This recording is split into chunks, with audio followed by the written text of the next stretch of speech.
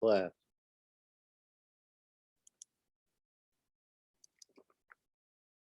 You need to unmute yourself first.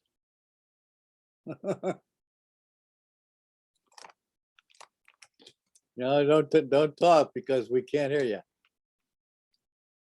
Click on unmute down in the lower left or wherever you see one. I'm hitting unmute. It's Okay, just now not you're good. going. Now you're good. You're off and running to the races. Have fun. I'm okay because I'm hitting the space bar. Hold on a minute and let me Well, fix don't it. hit the space bar because we want you to be talking the whole time. So come down to the lower left where it says mute or unmute. I've been doing that, Henry, and it's not giving me the release that it should have because I have the Samson Meteor mic clicked, and that should have unmuted me. Okay, how about now? That's fine. Okay. Well, again, everyone, thank you for returning for another engagement. This lecture is going to be devoted primarily to the events of 1917 with the primary emphasis on the military aspects, although part of the necessity of understanding what's going on in 1917 will cause me to go back and talk a little bit about some of the events that were discussed last time, but in a different kind of context. In terms of the significance of 1917, and I showed a couple of these slides quickly before we ended the last lecture, one of the key elements was the global nature of this war.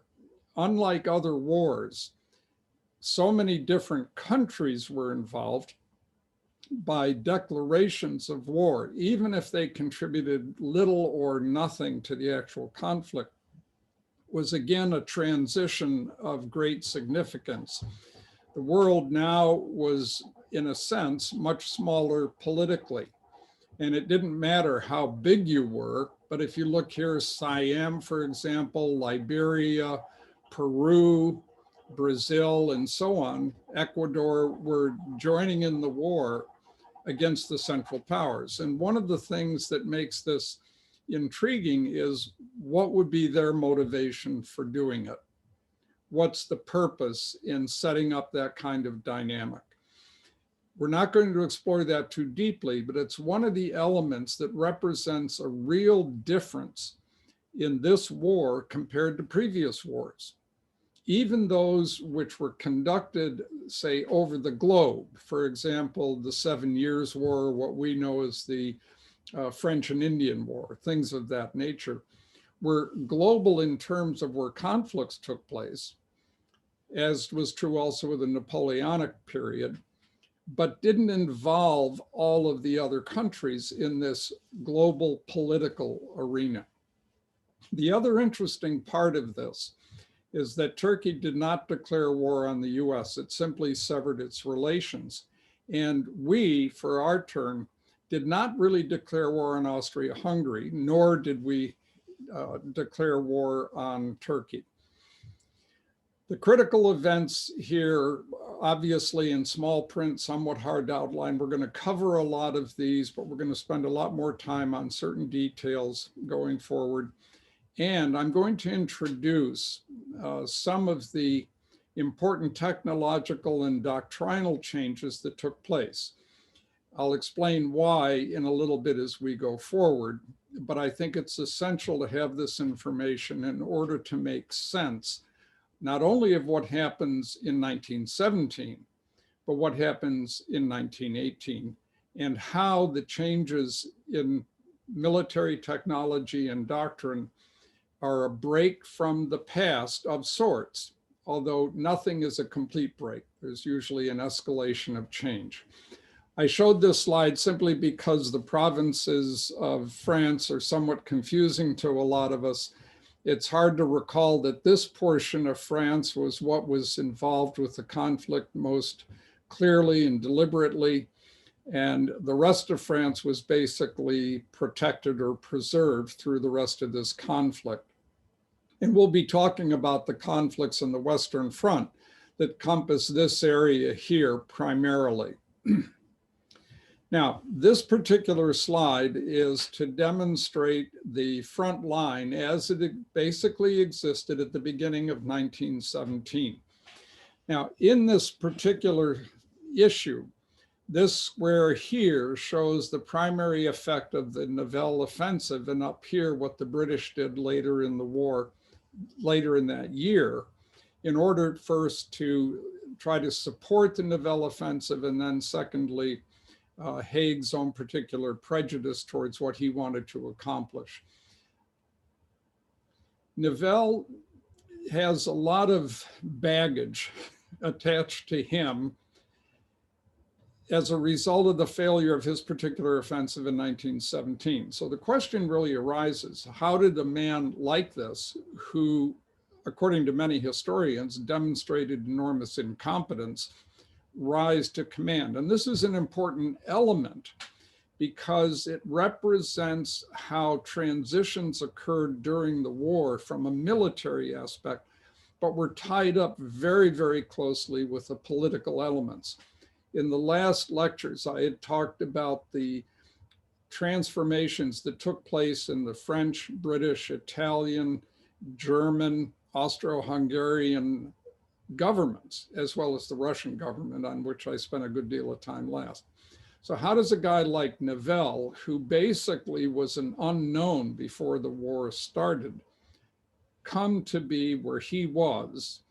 And the answer is that he had achieved his high rank by demonstrating real competency and aggressiveness. He made his mark during the fighting in 1916 in Verdun. And during that particular experience, which was overseen initially by General Pétain, but who was elevated to another position, and then eventually Nivelle took charge of the remaining fighting that went on at Verdun, had instituted some particular tactics which had a great influence on being able to resist the German onslaught and indeed, in return, inflict huge losses on the Germans. Remember that Falkenhayn had initiated the Verdun offensive by Germany in order to so-called bleed the French army white. And in turn, after the months of fighting, it really turned out the Germans had suffered just as much as the French.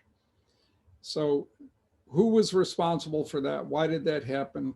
Nivelle was largely responsible for it. And one of the lessons that he took from that conflict, from that fighting, was the importance of artillery, and in particular, the concentration of artillery in order to blow the way forward, if you will, for the infantry. At this particular time of the war, tanks were basically rudimentary and experimental. So they were really not a part of any major offensive at this particular time, though they had been used on a previous occasion in dribs and drabs. Nivelle also had a more charming demeanor than a number of other French generals, and Pétain was one of those. He spoke English fluently, which meant at this level, at this command level, you had to be politic as well as strategic from a purely military standpoint. You had to be able to work with your politicians. And Nivelle showed himself to be very adept at doing that. In fact, he was able to establish a very good relationship with Lloyd George, who had taken over at the end of 1916 from Asquith. In doing so, Nivelle was able to promote his ideas of what an offensive should be.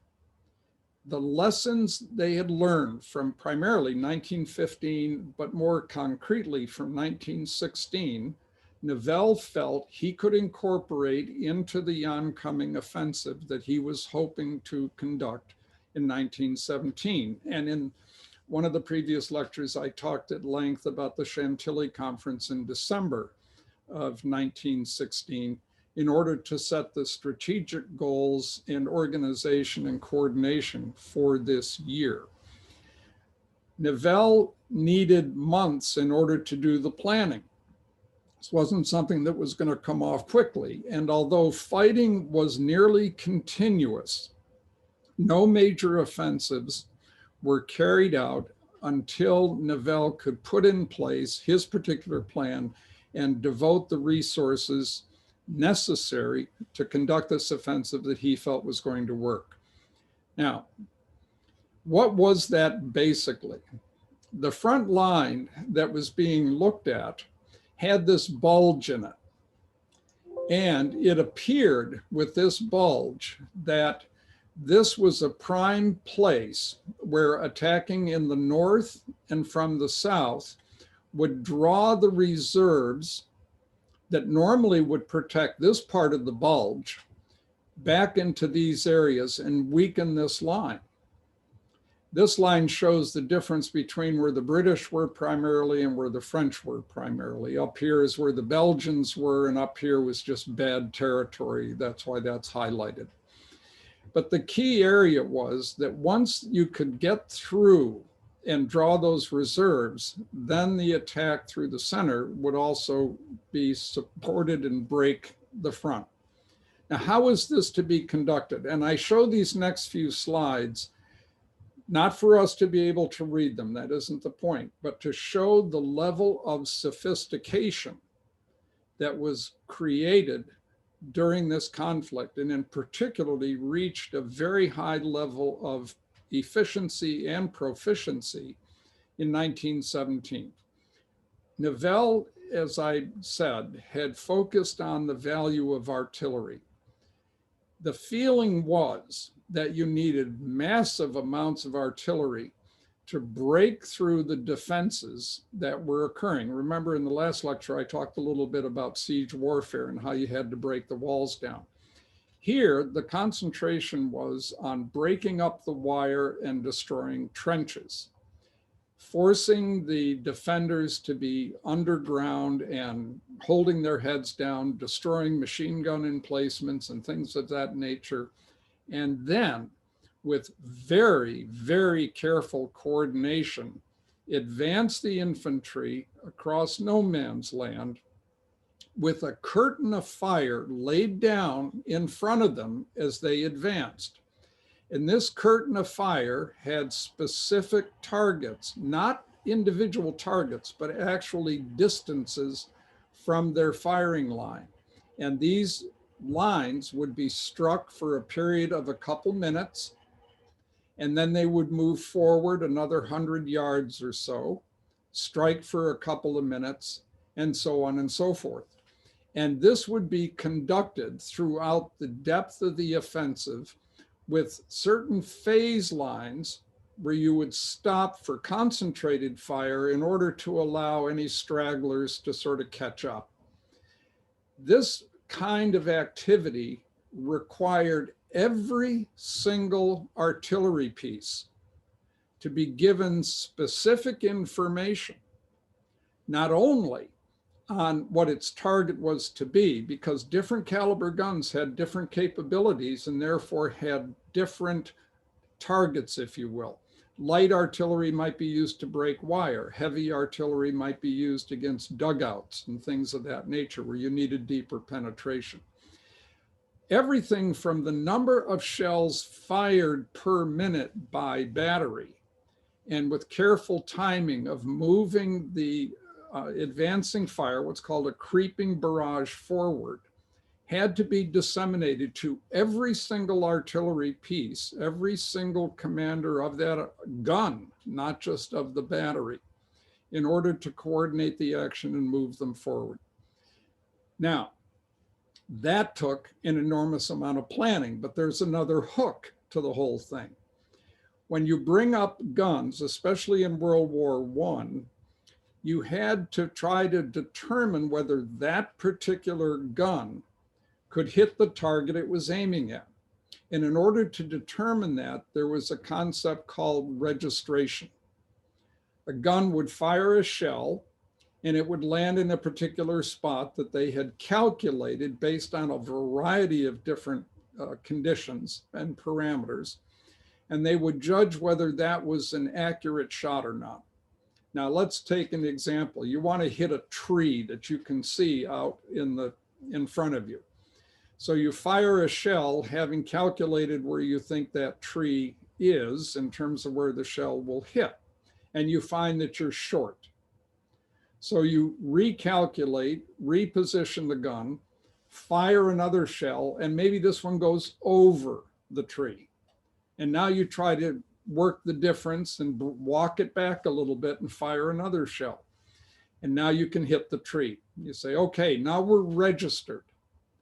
The problem is that when you're registering literally 1,000 guns, you're telling the enemy, guess what your target is? So the enemy has the opportunity to use your registration as a way of figuring out where the main attack is going to come. So this is always a balance between coming on board with a big offensive where you're talking about using hundreds of thousands of shells, if not millions of shells in the course of this attack, but not alerting the enemy to where the attack's going to occur. So there's this conundrum that existed. Nivelle's response to that was, we can forego the element of surprise if we overcome that loss of surprise by the weight of the attack, the number of shells that we can put downstream, if you will, downrange.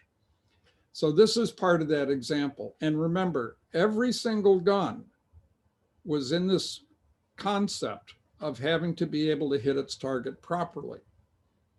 Now, this is an actual example of the kind of order that was disseminated. And it showed, depending upon where the particular battery was located with particular gun sizes and so on, they had different ways of engaging. And all of this had to be worked out, structured and organized and disseminated. And it wasn't something you could do overnight. But this just gives you an idea of actual planning. Here's another example of it in a different part of the battlefield to show how different concentrations would work out. And if you look at this, not that we have to understand its nuances, but we want to look at it and say, this kind of planning is very detailed.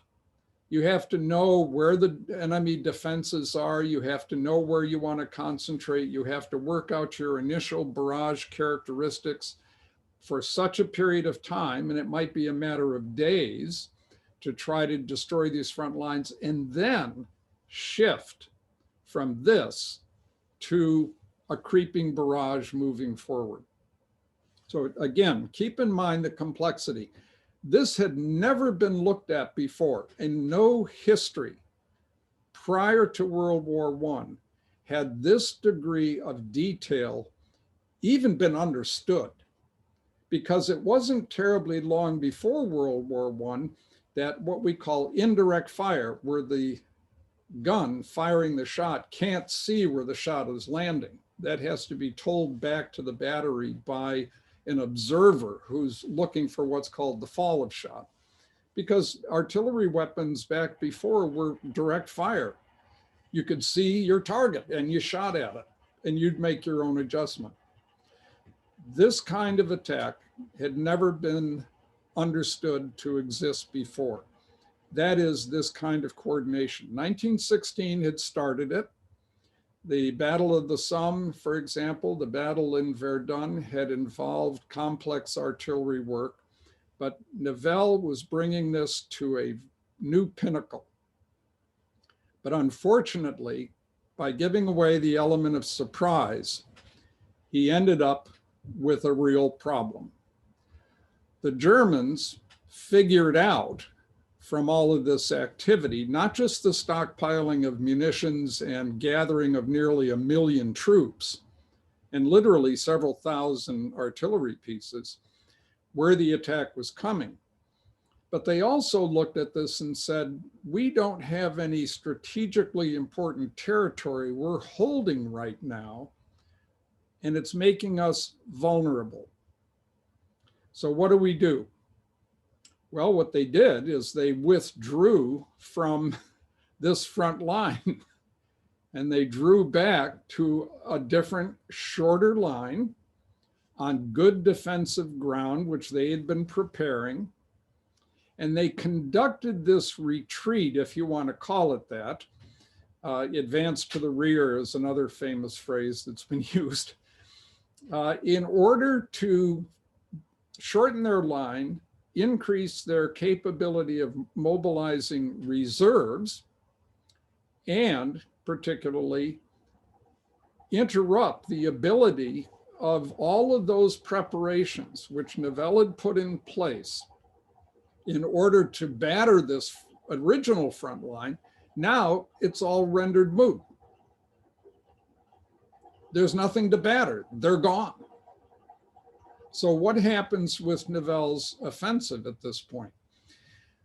I want to show this slide as well, because this and the next few slides will just demonstrate how complicated this situation is for any commander, but Nivelle is certainly facing it because the Germans have been digging in and developing their trench system for a couple of years, particularly in these areas that are behind the rear line, behind no man's land, behind the front line. And what this is designed to show you is that while no man's land isn't very wide, that also means that if your artillery is firing indirectly, if you're falling short, you can be hitting your own lines. So the problem of accurate artillery fire is paramount. That's why they looked at the issues of registration and tried to make that a very important way of avoiding their own casualties. And then they would spend days trying to batter all of this into submission so that when they finally jumped off across no man's land, they would have that creeping barrage to help carry them through the depths of all these defenses. So it was very, very difficult. And then you ask yourself, how could you possibly even do that, even with massive artillery fire? Well, exceptionally careful planning, and there has to be a very close integration of the infantry and artillery and the different weapons that the infantry can bring forward during the course of an advance. They can't bring heavy weapons forward. They can't bring artillery forward very easily at all. They can bring forward machine guns and trench mortars and things of that nature. But then they have to be supplied with ammunition and food. Otherwise, you can't get very far or sustain yourself while you're there. So the complexity of planning, again, when you're looking at this kind of an offensive, was really an astronomical change from what had been seen before. And in this particular situation, again, Nivelle's optimism of what could be accomplished was paramount. What about the defenses themselves? Well, here's an example of just a modest trench, but well protected, deep, fairly narrow, so that gunfire, artillery fire almost has to land in the trench in order to do you any harm. During the period of the buildup to this, however, technology was changing, and the French and the British, as well as the Germans, were working on something called proximity fuses, so that as you launch a shell over and it approaches the ground, it explodes before it hits the ground. But to destroy trenches like this, you need impact rounds. You need that high explosive to get in there and destroy the trenches. So even in terms of your planning, you have to be able to adjust for every single battery that's involved, the different kinds of ammunition that you feel are necessary at each stage of the attack. You don't just use high explosives all the way through, but you need this combination of shrapnel, high explosive, and gas as well, as we'll learn about more later. Talk about deep defenses. Look at the depth of this. So you need very heavy artillery if you're going to do anything about this, and even very heavy artillery is not likely to do a great deal of damage here unless it's heavily concentrated. And you have to have had the proper reconnaissance in order to alert you to what's going on. The reconnaissance could come from aircraft. We've talked a little bit about that previously. It could come from capturing soldiers and interrogating them and finding out what's going on. But a lot of this would have been unknown until you actually got there. Okay, let's see. Just gives you another sense of the scope and difficulty. Notice also the water down in the lower left corner. One of the things that, again, is overlooked in most of our histories, although we talk about the influence of terrain, is also the influence of the water table that existed. And this is one of the reasons why, from the British standpoint, General Haig in particular, looked at the area of Flanders for his attacks, further north than Flanders as you approach the coast. As I showed on that previous slide with a little brown arrow in the corner called the Fens, the water table was very high in comparison to the surface. So you couldn't dig down very much. And this had great implications for the defenses that could be created. Here you have an example that you could dig down and build up and create, but you still had to deal with that water that's down there. Now, Nivelle's offensives were to have a particular goal in mind. This isn't just a matter from his perspective of this being attrition, though there was going to be attrition that occurs. That was not his ultimate goal. His ultimate goal was to combine an attack with the British here, French here, draw the reserves away so that they would try to blunt these, and then have this powerful attack in the center. And as they got to Guise, they would basically have disrupted the German defenses to such a degree that the Germans would sue for peace. One of the critical places on the main attack is at Chemin des Dames. The Ladies' Way, it turns out it was named after two daughters of Louis XV who would go to visit their aunt. And Louis XV had this road created for them to be able to travel by carriage. It was on a ridge line, which had great significance later on as well. But the idea was that somehow this particular breach would push the Germans to sue for peace. Maybe the biggest failure in Nivelle's approach to this was, what strategic goal is there in terms of territory which would cause the Germans to sue for peace?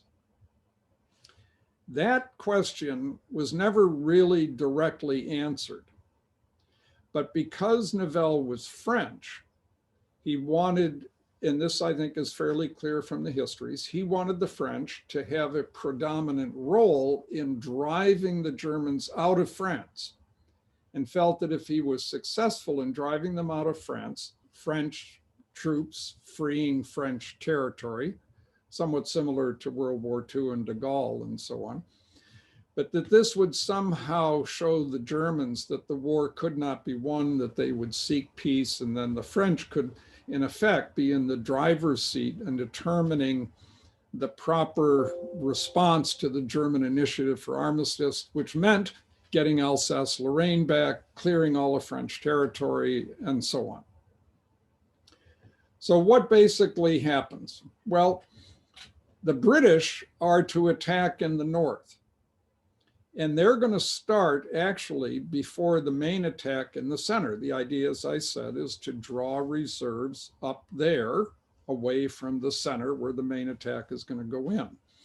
And up there is some critical terrain. Notice this town of Arras with its road network and the front line going up through here, and Vimy Ridge here and the Messines Ridge just down here, a bit further south. These ridge lines were ones which were important for the British to hold in order to have the ability to look deeper into the German rear. and control the area around Arras sufficiently that they could continue to move supplies as necessary.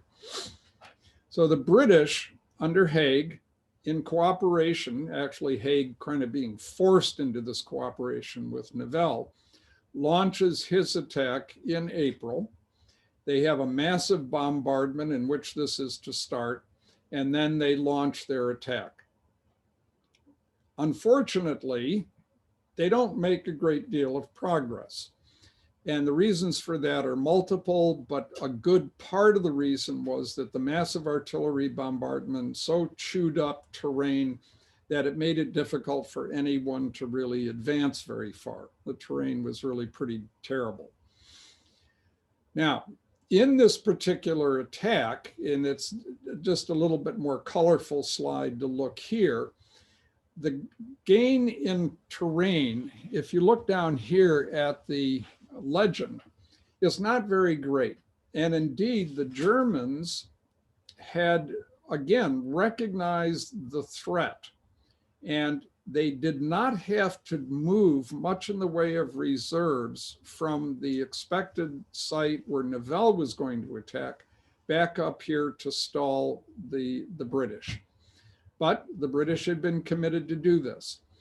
Haig's own particular emphasis, and this goes into the politics as well as the distribution of resources and other things, had wanted to attack as a primary British offensive further north. This is further south, but in cooperation with Nivelle. Now, what about Nivelle's plan itself? This is a little more graphic representation and shows the area of that particular bulge where Nivelle was going to attack. And in part, he had to deal with this river, the Aisne River. And the Chemin de Dam is back here on its northern edge. All of this was to start after the British had worked closely enough to draw those reserves up, and there was another set of battles taking place further to the south here. This was to be weakened, and then they could punch through. This gives you a little more demonstration of the concentration of troops that's taking place in this attack, okay? And you can see that it's very heavily concentrated, and you'll notice that further back from the front line, there are German reserves and organizations waiting to take this on when the French advance. And indeed, here's one of the key things that happened just prior to the French attack. Not only did the Germans withdraw from their line that had been out here back to this area, but Nivelle had to move everybody up in order to get close enough to the German front line in order to launch his attack. But in doing so, it also turned out that the Germans learned specifics about the attack. So they were more than well prepared. They really knew what was coming.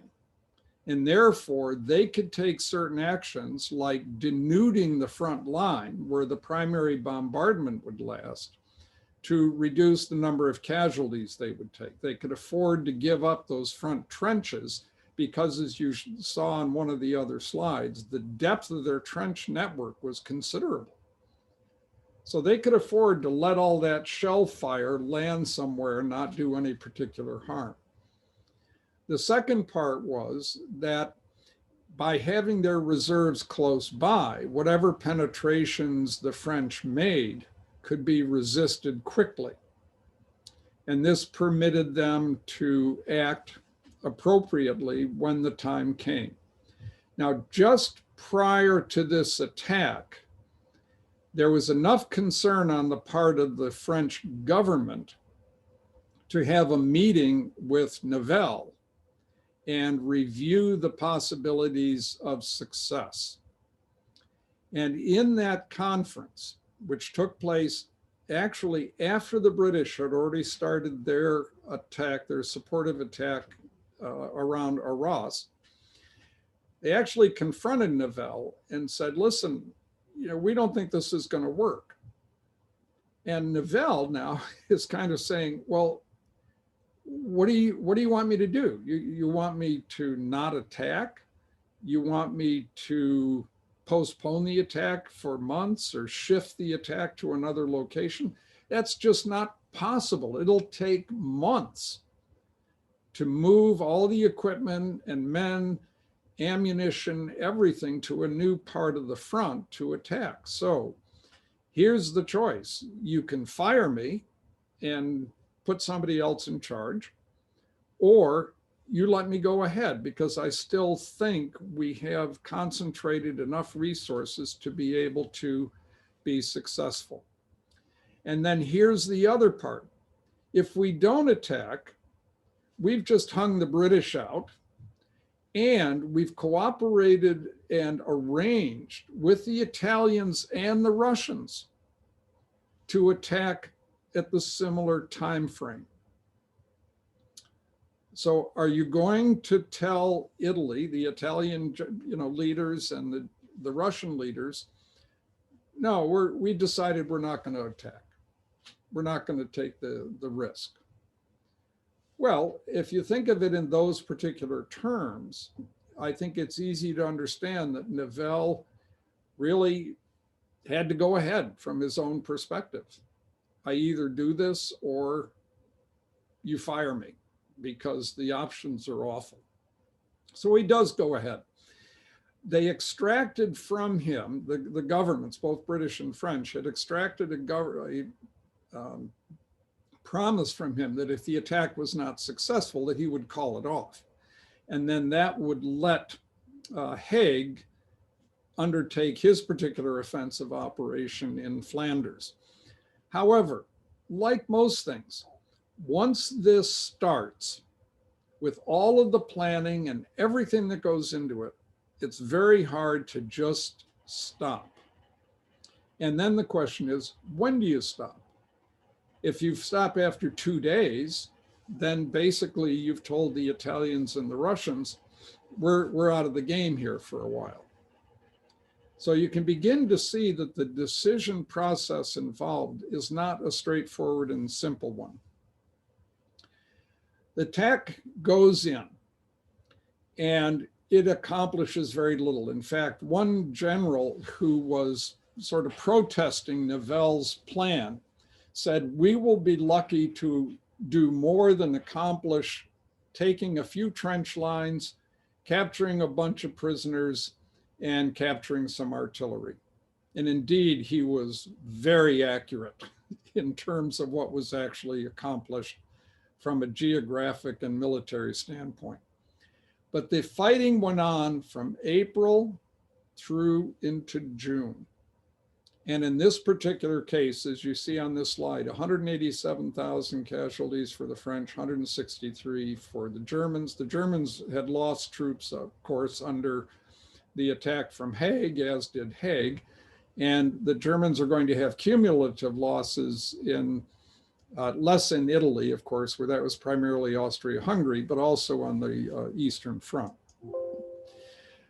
What happened as a consequence was that very little, obviously, was accomplished in terms of territory. You see a little bit of it down here. This is the part that the Germans just simply evacuated. And when they evacuated this, by the way, they turned it into a desert. They poisoned wells, they cut down orchards or circumscribed trees so they would die. They blew up bridges and roadways and anything else that they considered to be of value to the French. And even that action was under protest by some of the senior German commanders who felt this would just turn the world against them. But there it is. The failure of Nivelle's offensive was so profound that it led to mutinies of French troops. And this particular set of circumstances created one of the major crises that was in front of the French government and impelled them to fire Nivelle and replace him with Pétain. Now, Pétain would now become the general-in-chief of the French armies in France. He did not have authority over French troops elsewhere. Foch at this time had been down in Italy, and he's being recalled not to become the supreme commander, that doesn't happen until 1918, but to join into what was called the Supreme War Council, which acted as a committee of direction, if you will, worked with the politicians, helped to coordinate activities, but did not have a controlling influence. So Pétain, in charge of the French armies, is now saying the morale is in the toilet. What are we going to do? Very quickly, he worked to do several things. One, stifle any information getting out of what was happening. The fear, obviously, was if the Germans learned of these mutinies, that they would attack in those places where the mutinies were occurring, and the French army could just dissolve. They'd just up and leave. The second part was that he needed to address the problems that led to the mutinies, a good deal of which revolved around the lack of leave from the front line, so soldiers could return home for a period of time, be with their families, rest up, and then come back. And also that the distribution of supplies needed to be improved. In spite of the massive amounts of work that went into organizing these front lines and particularly organizing these offensives, there still was a great disconnect between what was in a supply dump and what was actually delivered to the front. And if you go back to the slide where I showed a lot of the trenches, you can see that you're so close together, the Germans and the British, or the Germans and the French, for example, that getting those supplies forward was no easy task because you were going to be under fire a good deal of the time. So you had to be very careful, and it limited what could be brought forward because it had to be brought forward basically by hand. You couldn't even use animals up to a certain point, yes, but after that, you had to hand carry them. So Pétain worked very diligently to correct those issues. The other thing he did was reassure the French troops that he would not launch any major offensives. Now think about if word got out, then the Germans could say the French front is going to be quiescent. And if it's quiet, then we have reserves we can move elsewhere depending upon what other threats we face. So that is something he had to be very careful about. But he did get that word to his troops. And he also indicated that no major offensives would occur until the Americans were more of a presence. Now, this is into May and June, and Americans are beginning to arrive, though they're completely untrained and ill-equipped, and possibly have more tanks available. They were beginning to see a glimmer of hope with the use of tanks. We'll deal with that later. So Pétain is very much concerned about preserving the French army, and he's very successful at it, and it is probably the major contribution that he made which enhanced his reputation, particularly in the post-war period. But there was another element to it, which was often overlooked, and indeed historians tended not to emphasize it. And that is that it made Pétain very leery of any offense conducted by the French. He was very defensive-minded as a result, because he feared how brittle French morale was. So getting the army to the place where it could be an offensive organization was going to take a considerable time. And for much of the rest of 1917 and even into 1918, he was very defensive-minded, and conflicts arose between him and Foch in 1918 in particular about this issue of an offensive or aggressive nature. Okay. Now, I mentioned that Haig had wanted to conduct his own particular offensive further north. He felt that there were some strategic goals he could accomplish in this particular fight by attacking in Flanders. And in particular, what he was looking to do was two things. One, preserve the Channel ports from being attacked by the Germans. Now, there was enough distance there, as it appeared, as much as 50 miles, where the major ports on which the British relied for supplies was from the front line. But in everyone's mind, 50 miles is not all that far. And as we'll see when we get into 1918, that's not very far at all.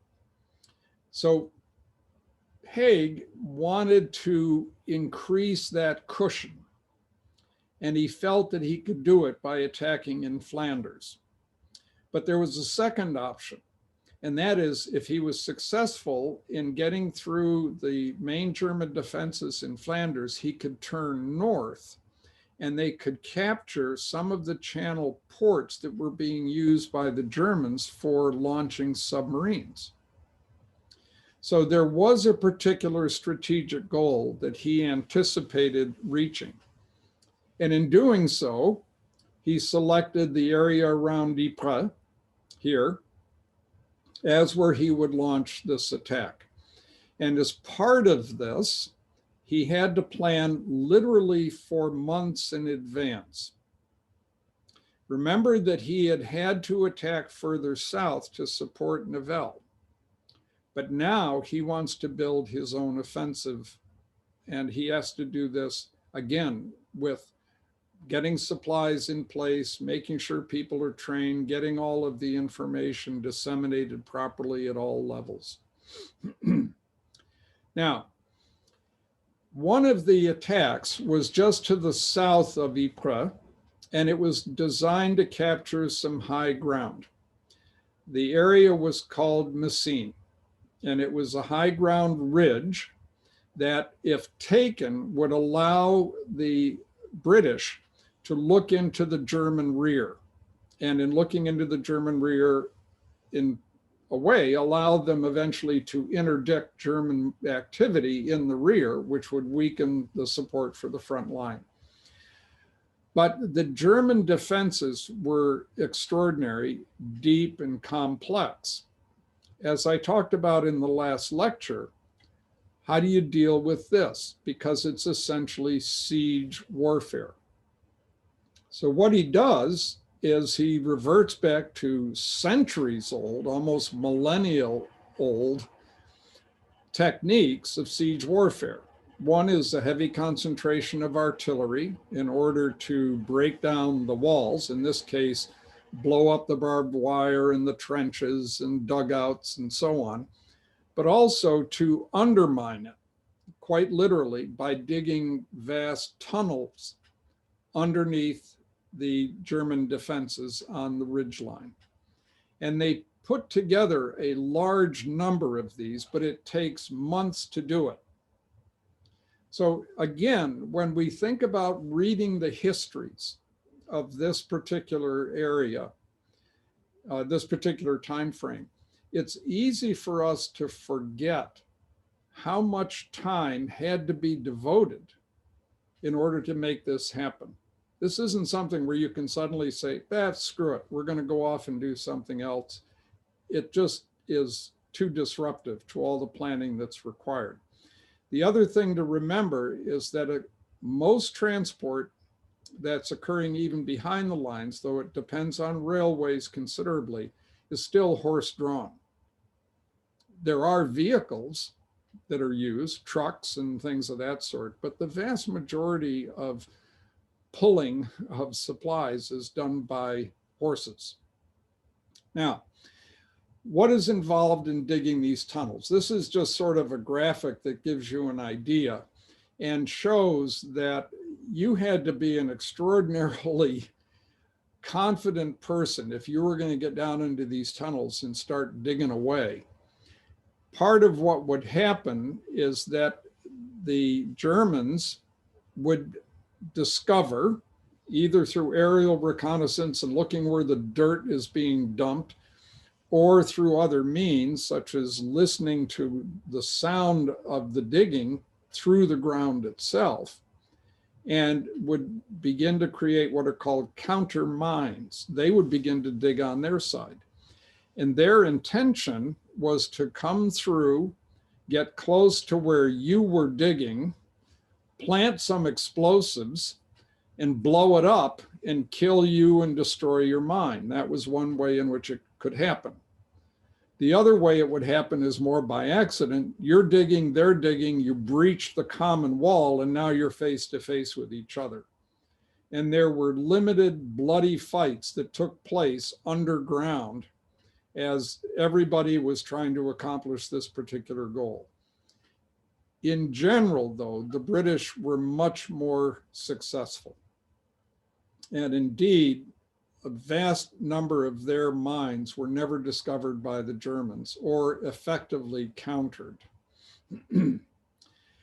But blowing up the mines is only one element of an attack of this sort. And again, we're looking at how these senior generals learned how to fight this kind of war.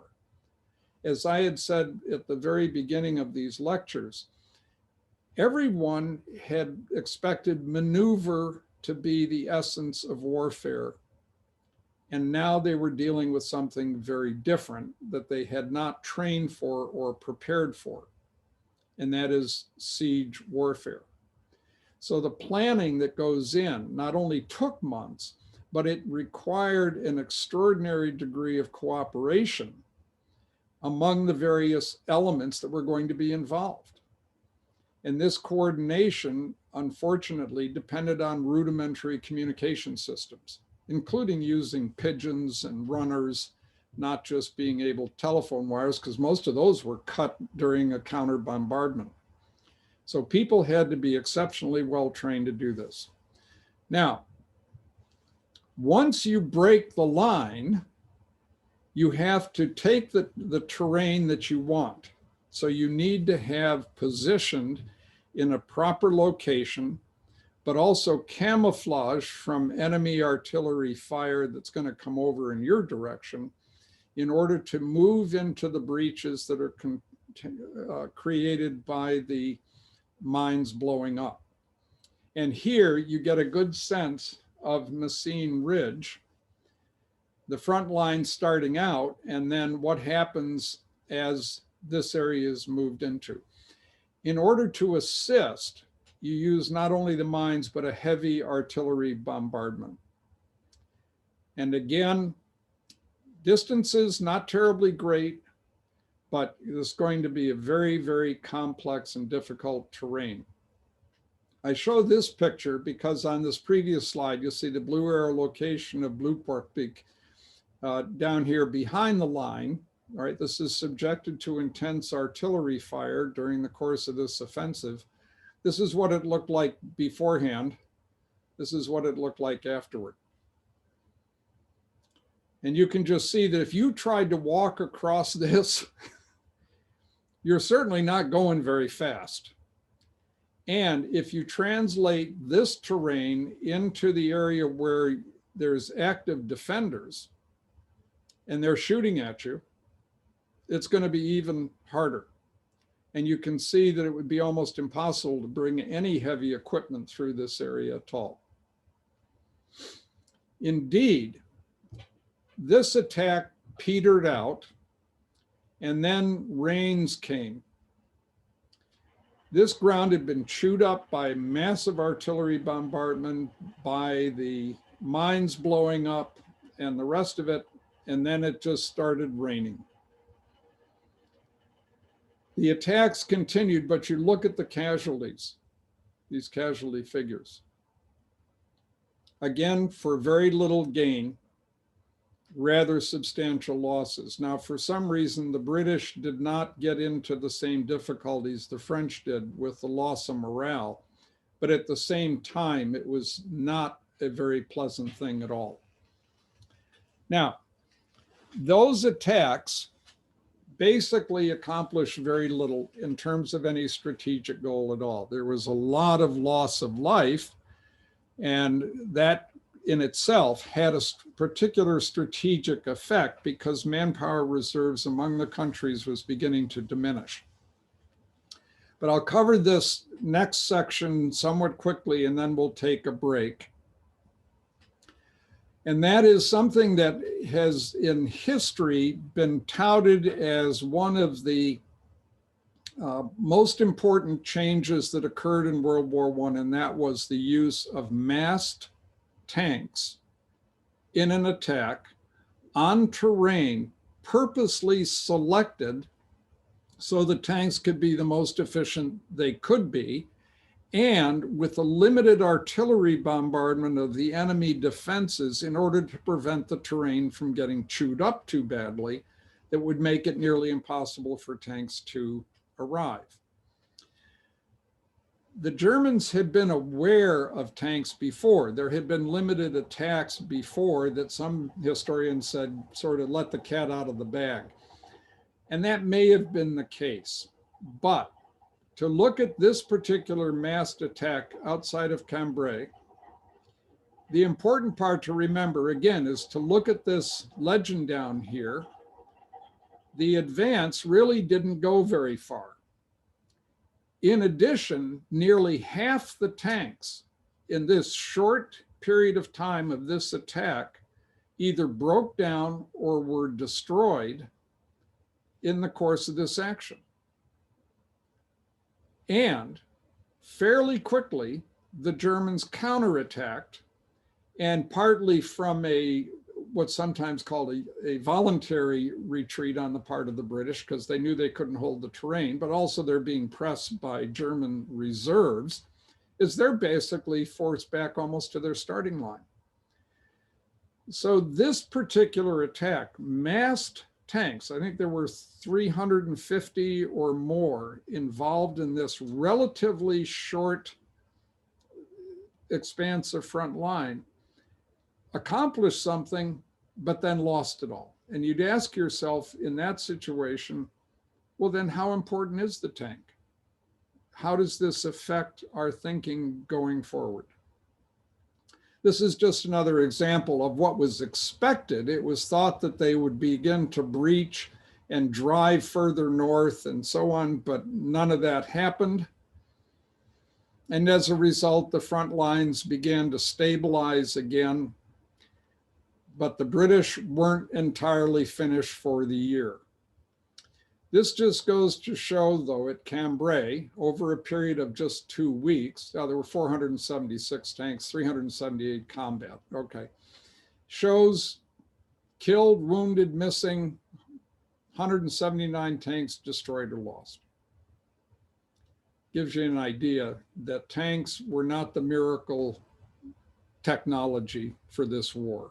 And we'll come to that again more fully when we deal with the 1918. So what this does show is also this: the Germans in counterattacking didn't use tanks. They were using infantry or direct fire guns in order to penetrate the tanks and destroy them. So even though this is an impressive photograph, practically nothing was accomplished from here to here at the set of casualties that we looked at. I showed this, and we'll take the break after this, because it exemplifies some of the historical bias that you will run across if you do more reading on World War I. And this is from Churchill, okay? And accusing as I do, without exception, all the great Ally offensives, 15, 16, 17, is needless. You end up asking yourself, what?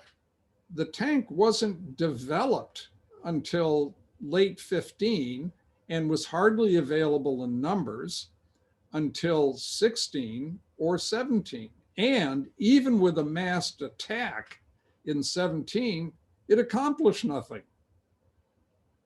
They basically just burned out half of their attacking force and ended up, in terms of net gain, very little. I think that it's important to keep these kinds of perspectives in mind, because the criticism that's leveled against the generals fails to take into account a whole variety of things. It's simply a judgment, which in my particular estimation has no validity. Now, Churchill got a lot of things wrong. Remember, he wanted the attack on the Dardanelles, and then in World War II, he wanted to attack the soft underbelly of Europe and Italy, and he wanted to attack into the Balkans, which never happened, thank goodness. So it's not as though he could always get things right. Okay, so results on the Western Front. Again, Siegfried Sassoon. The demoralization is getting rampant throughout all of the contestants.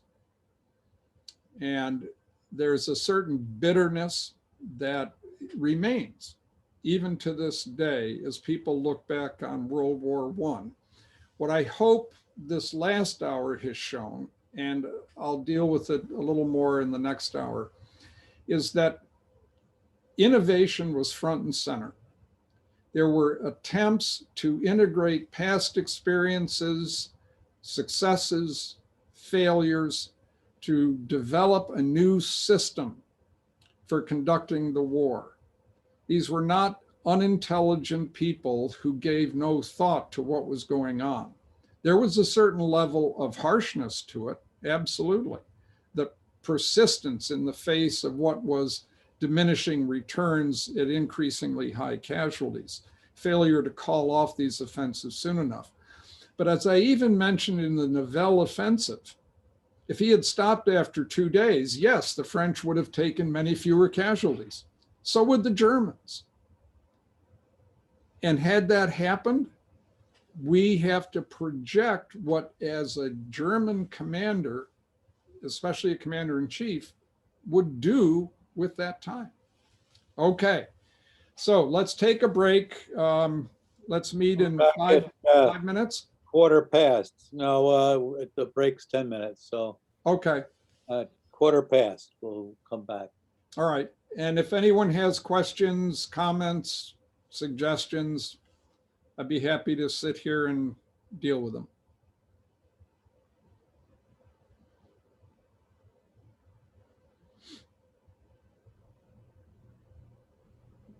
Michael, when did the populace at back home rebel against all those losses? It began to some extent in 1916.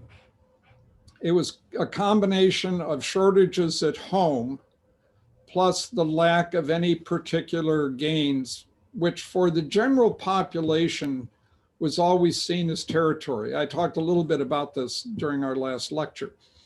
It's very hard for us sitting at home, reading about or experiencing the war through the experiences of our family, to find a way to measure the value of the sacrifice.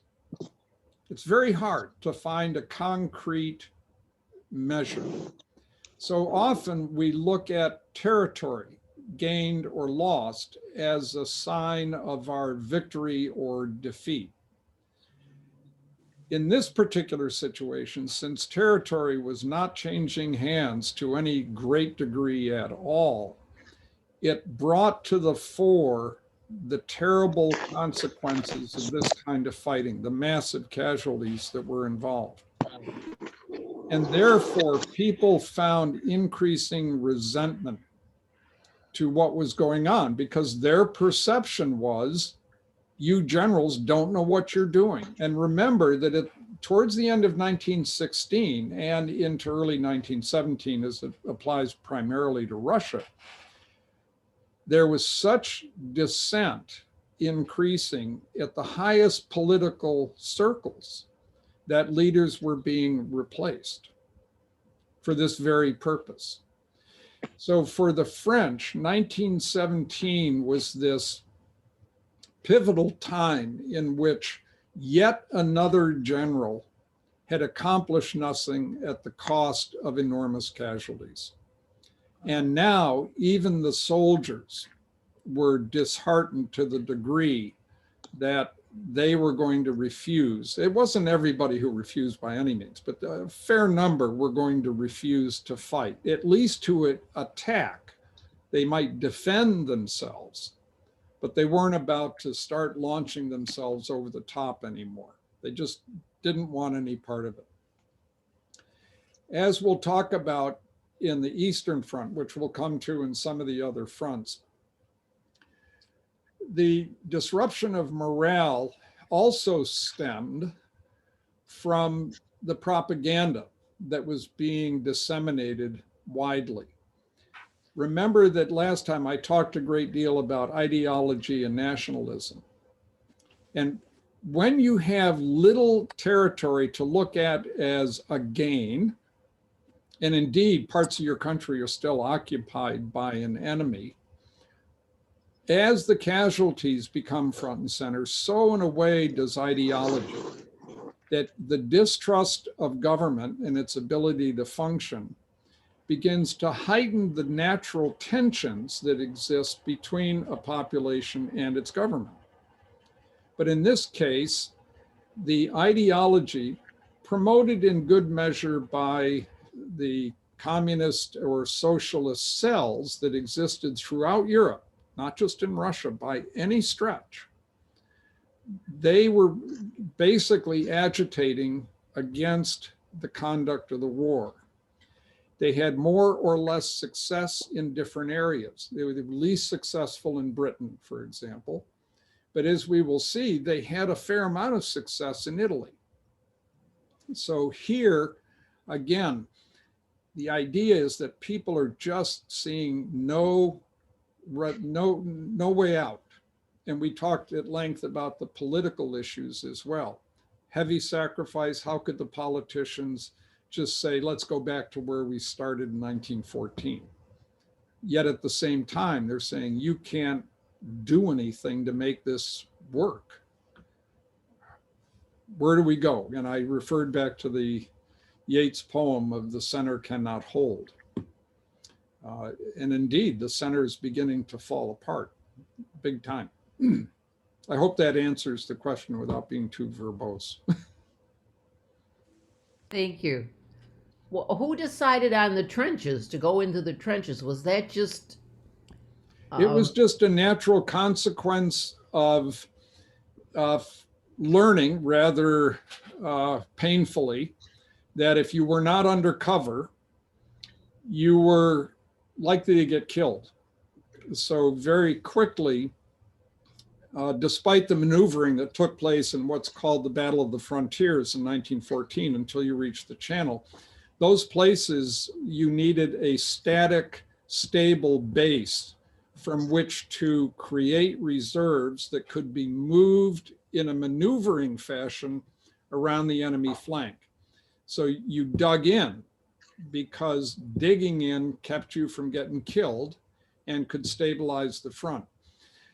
The experiences that had occurred in the Franco-Prussian War were not as important to understanding this as what had happened during the Russo-Japanese War of 1904-05.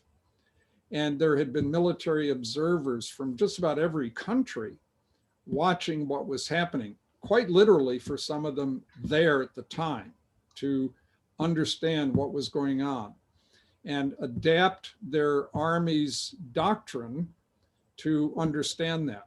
They weren't paying any attention to the American Civil War. You know, Americans like to say, well, you know, if they just paid more attention to the Civil War, they would have seen this coming. Baloney, okay? I mean, it just, that's our pipe dream. But at the time, you needed a stable base, and the only way you had that stable base was to dig in. And then, as artillery became more and more prominent, the digging in had to get more and more extensive, because the range at which the artillery could shoot began to increase considerably. And the weight of fire that could be brought down increased considerably. So you had to create more and more complex trenches and communication systems and so on in order to ensure that you could support the frontline troops. There's still, on the part of the British and the French, was an attitude that because French territory is taken, We are going to be the attackers. So the trench system developed by the French and the British was not quite as comprehensive as it was for the Germans. And for the Germans in particular, the front line that had been established in 1914 and 15, they realized was a bit overextended with these curves and things in it. And they said, if we can straighten this out, we can save a lot of people. So let's look for terrain, where we can build a really good defensive line, which subsequently was called the Siegfried-Stellung, or from the Allied standpoint, the Hindenburg line, really a defense in depth, and develop our defensive doctrines to make it very difficult for anyone to penetrate those particular defenses. These attempts that we saw in the Somme in 16, less an issue of Verdun, that was done for a different reason. But then Nivelle's offensive in 17, and then the British attacks in the north, and we'll come to Passchendaele quickly as we finish this up on the Western Front, demonstrate that nobody had yet quite figured out the way to win this war. And although Cambrai, or Cambrai, depending on the pronunciation, looked to be the way to do it with tanks, as we just saw, they really didn't accomplish very much. So there was hope, but it wasn't quite completely dashed. But at the same time, it certainly wasn't going to be a war winner.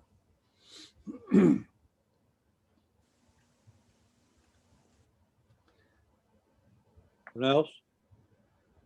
Yeah, I wanted to tell Dr. B, I ran across the woman congressman's name that he couldn't remember last week. It's Jeanette Rankin. Right, Rankin. Thank you. Yes. Oh, you're welcome. You're welcome.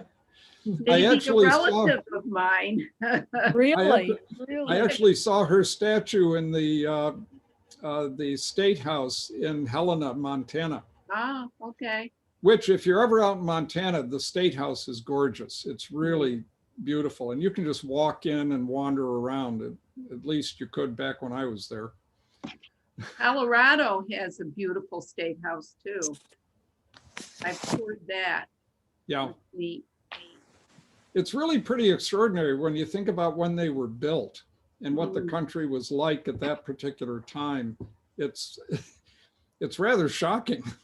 As I've said to people, if you remember that Yellowstone became our first national park in 1872, but Custer's Last Stand was 1876. Mm. 4 years later. Jeanette Rankin was a leader in the right to vote movement, the suffragette movement, and she traveled all over for that cause too. Yeah. I'd like to do my genealogy since that's my last name and see if she is somehow related to me. That would be neat. I'll bet you could do that. Yeah. Yeah. Okay, guys, it's 7:15. Okay. So Well, hate to I see left it, us here. but there you go. And I'm just going to go here to the Eastern Front. Now, one of the things that happened in the Western Front was in November.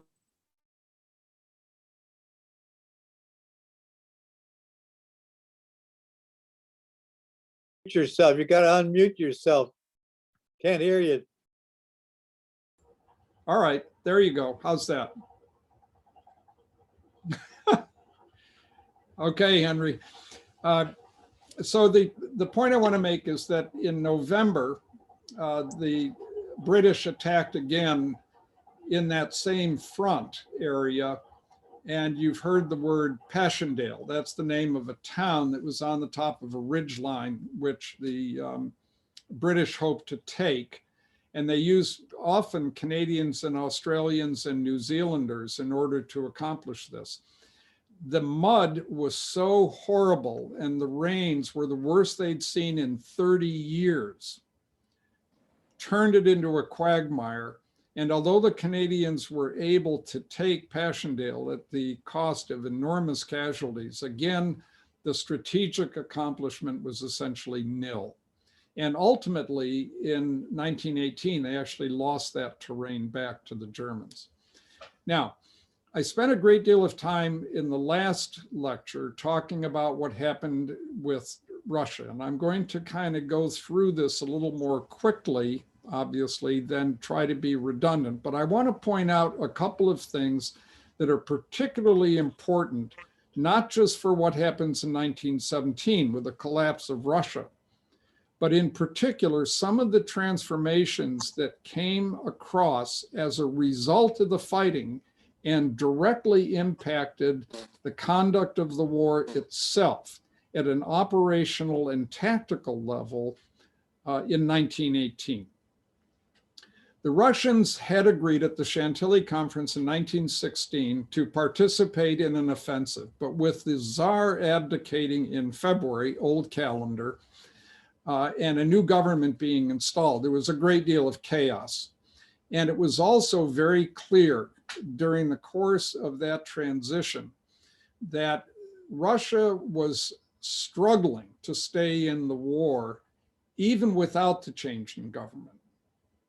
They had suffered enormously, and in spite of the so-called huge manpower reserves that Russia was alleged to have, the casualties they had suffered during the course of the first 2.5 years of the war were huge. And they were working hard to try to find those people they could bring in, because they still had to manufacture a lot of the goods necessary for the war, and they had to supply food. And there was a great disconnect developing in those arenas, which the government was not capable of handling. Kerensky, however, was convinced that at this particular stage, it was important for Russia to try to honor its obligations to the French and British and Italians by attacking in the East. They asked for and received a temporary reprieve, and instead of attacking in April or May, March was out of the question given the amount of mud and problems that occur on the Eastern Front. There was no road work to speak of, road network of any particular value. They had to wait until the ground was really properly prepared, literally, so they could move. When they finally did launch the attack, it accomplished very little. And it was, any terrain gained was quickly lost to counterattacks. And that's what you can see down in this lower section here. Very little gain, pushback, actually lost some territory. One of the things that happened as a result was that the Russian army literally began to dissolve. And just as a reminder, this is now July that this attack is taking place. Through the months from February to July, the government, called a provisional government at that time, had found itself so dysfunctional, it had created an executive committee which acted like a sort of oligarchy in deciding how things would be done. In that, one of the consequences was that different political parties were issuing different decrees, which were being disseminated to the soldiers and demanding adherence to these decrees. Yet there was no single authority which really controlled the narrative. As a result, there was, as I talked about in the last lecture, this thing called Order Number 1, which was disseminated primarily through Bolshevik activity, which completely overturned the issues of discipline and responsibility, even at the front line.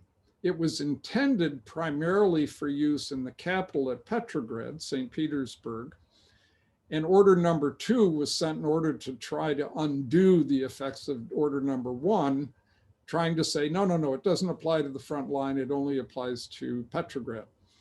But as Trotsky said, in a sense, the cat's out of the bag, you're not going to get rid of it. And then Order Number 3 made it even more pronounced because political officers were placed next to military officers to ensure compliance with directives from the central government. All of this undermined discipline to an extraordinary degree. Also in July, due to the basic incompetence of the central government in Petrograd, General Kornilov, actually in part at the encouragement of Kerensky, is bringing troops to Petrograd to try to reestablish government control over Petrograd itself.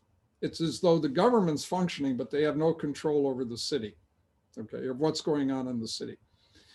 So Kornilov is coming up, but it's becoming aware through things that he has said that when he arrives, he's thinking of replacing the government with a military dictatorship. So in July, there's an actual attempted coup. The Bolsheviks, thinking this is a chance to get power, are joining the coup. Kerensky is able to suppress the coup. Lenin flees to Finland along with some of his major supporters. And now Kornilov is marching on Petrograd to put in place a military dictatorship. All of this is happening around the same time. And then Kerensky says, well, I got to get rid of Kornilov. So he fires him, but senior military generals now are very angry with Kerensky for getting rid of a competent general. And in order to protect himself, Kerensky calls the Bolsheviks back and puts them back in the government. So you begin to get a sense of how absolutely chaotic this whole situation is. And with the failure of the Kerensky offensive, which fails after just a few days, the soldiers advance as far as the bombardment takes them, and they can capture some ground without too many casualties. But as soon as the Germans counterattack, they say, we're out of here, and they leave. And literally, many actually just leave. This isn't quite like the mutinies in France, but it's very comparable, except it's much more widespread, particularly in the northern part of the front. Now, the other important element of this slide is up here.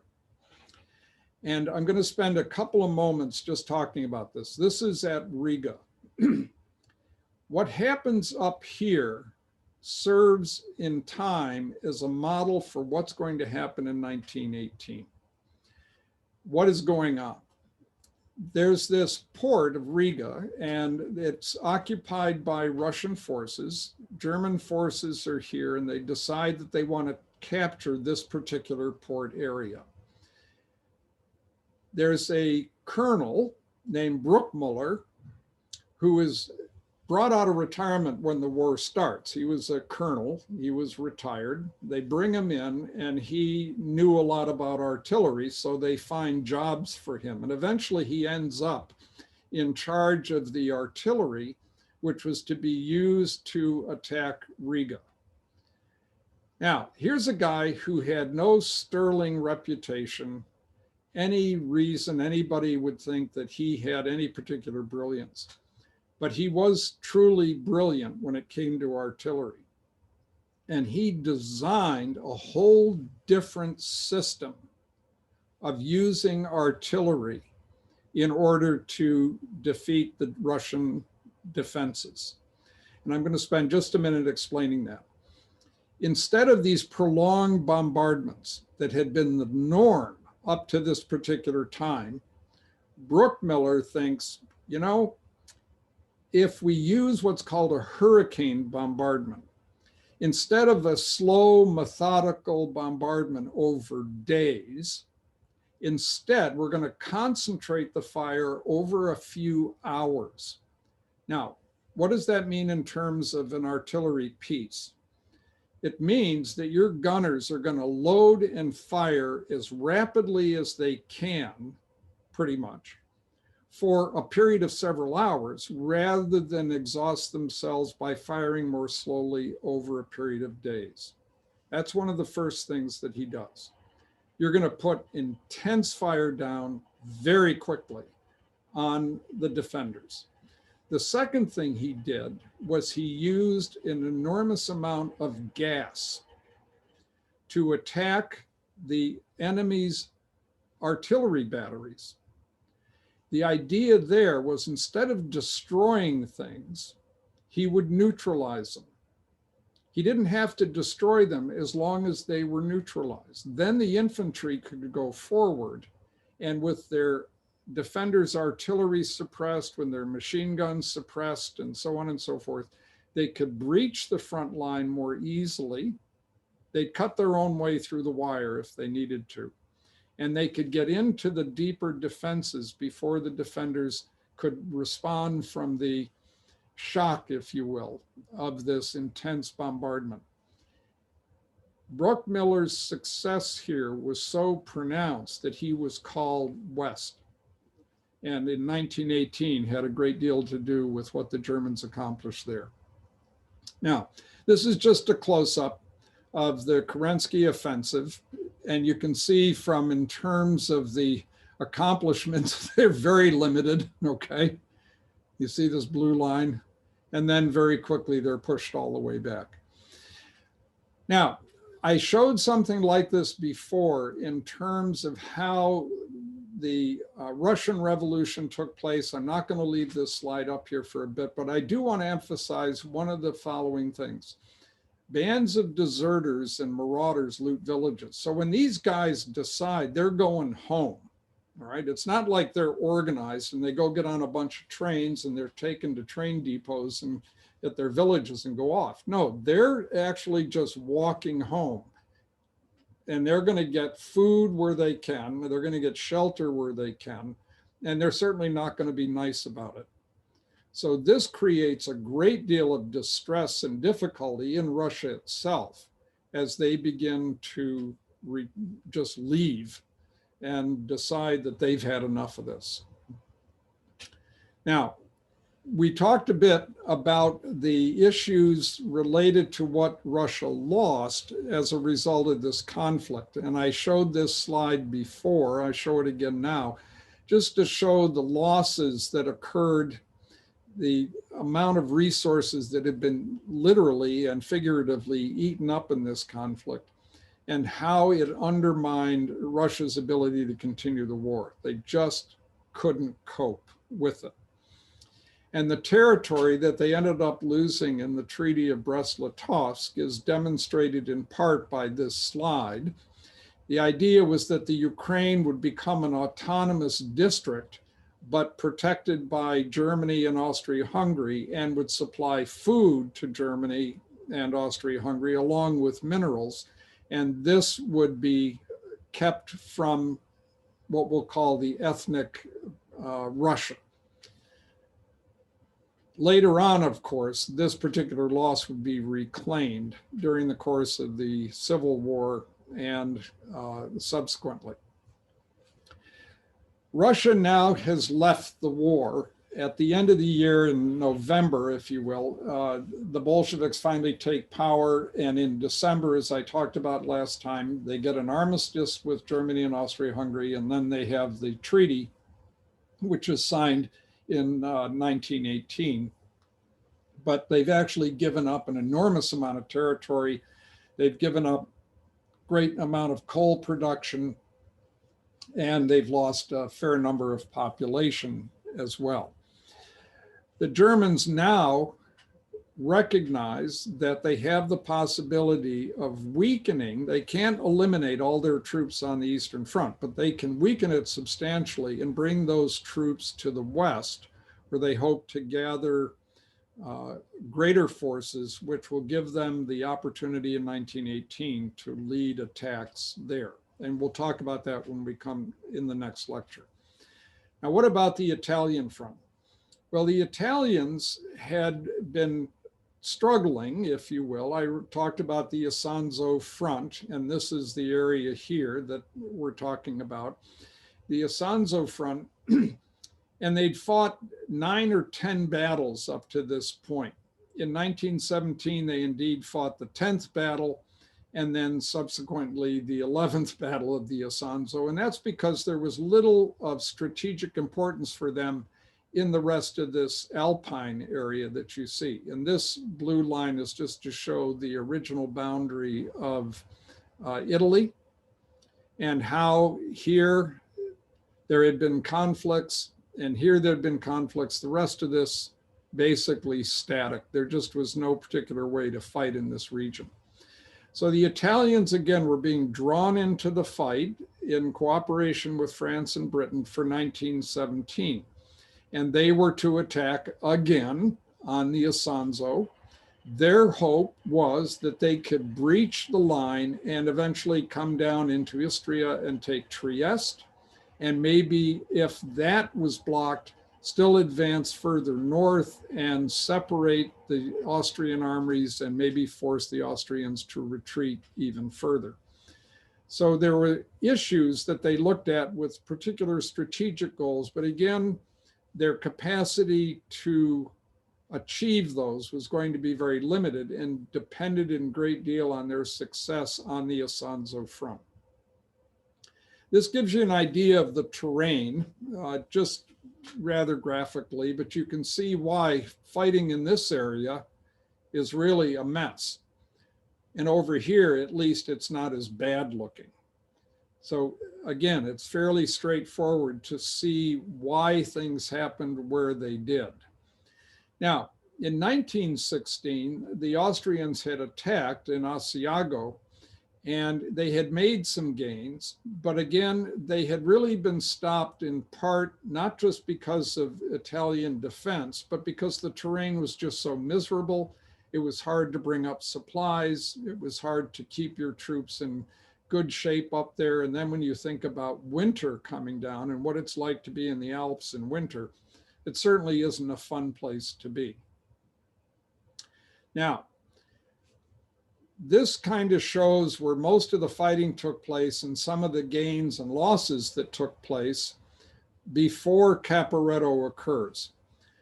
The Italians, as I said, are going to try to break through, and if they can work their way down and take Trieste, they would like to do it. They don't want to get caught up in the mountains too badly, but if they could get through here, there might be some open ground up here, which would be helpful. And it might inhibit supplying the rest of this front that the Austro-Hungarians are occupying. However, terrain here is very difficult, and it took time for the Italians to get themselves organized enough in order to attack here. When they did attack, they made limited gains, but again, they were pretty much stopped after limited gains and relatively high casualties.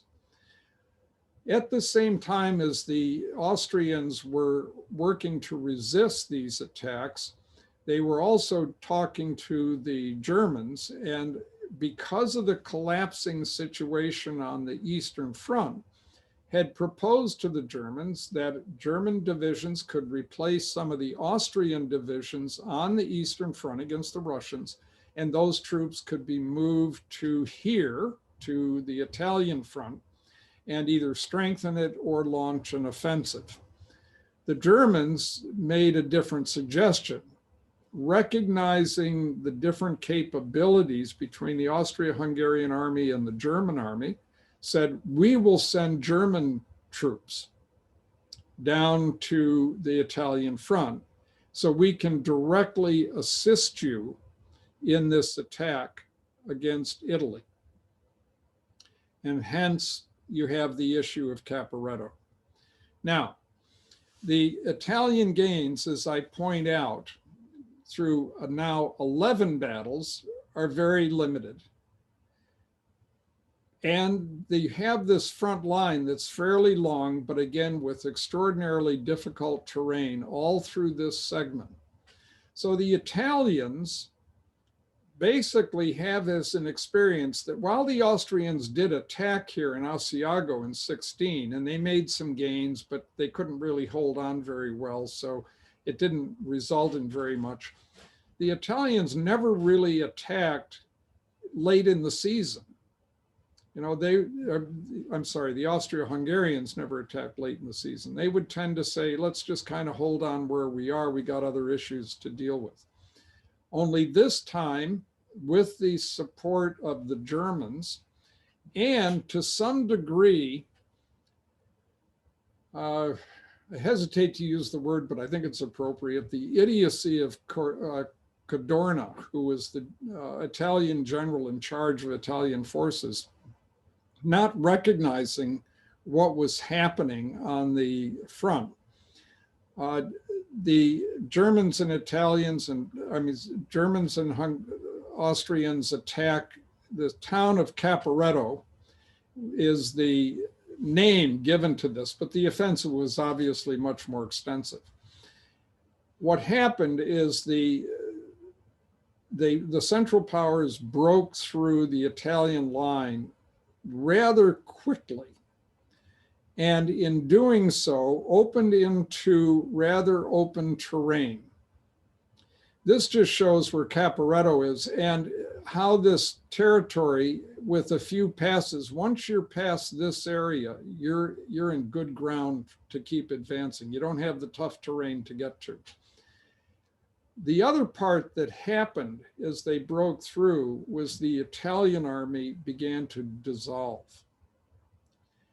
And this particular transformation in the Italian army, much as we talked about briefly before, was a reflection of not only what was happening on the home front, but the lack of enthusiasm, I'll call it, for yet more attacks that seemed to go nowhere except result in a lot of casualties. When the Germans and Austrians broke through at Caporetto, the Italian army on that Isonzo front basically just ran for the rear. Literally just took off. And as a result, kept falling back, being chased by the Germans and Austrians until eventually they reached the river of the Piave. The Tagliamento, which was meant to be a good defensive line, collapsed very quickly. This just shows, by the way, in Caporetto, as you break out from the mountainous terrain and get into better territory, whereas on the Italian front, you have this one. You're not going to make a lot of progress there. The point that I want to make about this particular attack in Italy is as follows. I'll go back to this slide. Italian casualties were surprisingly light. I'd say, well, how is that the case when the army collapsed? That's because the casualties in terms of killed and wounded was actually surprisingly small, given the scope of the defeat. What they lost were over 200,000 prisoners and another 200,000 plus who simply disappeared for a time. Just gone. Army had no particular control over them. As a result, the only thing which saved Italy was that this line along the Piave was 100 miles shorter than the lines they'd been holding in the north. As a result, they were able, along with the rapid transfer of French and British troops, again, numbering as much as 250,000, shoring up the defensive line in Italy and preventing its complete collapse. As a result of this, Cadorna is replaced with General Diaz, and Diaz is able to, like Pétain, address the issues which undermine the morale of the Italians and restore some integrity to the Italian army, in particular, to at least allow them to stay on the defensive and resist further collapse. It's an enormous accomplishment. And a lot of those Italian soldiers who had simply disappeared, as opposed to the prisoners, eventually in time returned, most of them, to the front line and to their units. When the collapse was occurring, Cadorna, who was still in charge, was using extraordinarily harsh measures to suppress what he saw as mutiny. And they were having literally military courts on site, passing judgment on units that were retreating, putting names in a hat, taking names out, and shooting the people whose names had been withdrawn. this kind of harsh action Kadorna felt was necessary to restore discipline to the troops. And maybe there was some truth to that. But it really took something else to get the Italian army back on track. And a good part of that was that they were outrunning the Germans, quite literally. They could get back beyond the Piave, which provided a nice water barrier, and they could consolidate with the support of French and British. Now, that's how 17 is ending for the Italians. Not looking good. They've lost territory. Now, what else is going on around the world at this time? Well, Turkey and the Near East are big parts of this. Now, this particular slide just shows how it's planning in 1916 by the Allies are thinking, if we can force Turkey out of the war, how are we going to divide up the Ottoman Empire? And you'll see that Russia was to be given good control here through the Caucasus region. They were to actually offered the chance to control finally the states so that in the straits so that they could transit ships, warships out of the Black Sea. Greece was to have part of the Ionian coast back belonging to them. Look at what Italy was to be granted, which is rather extraordinary since Italy, it really had little to do with Turkey in the first place.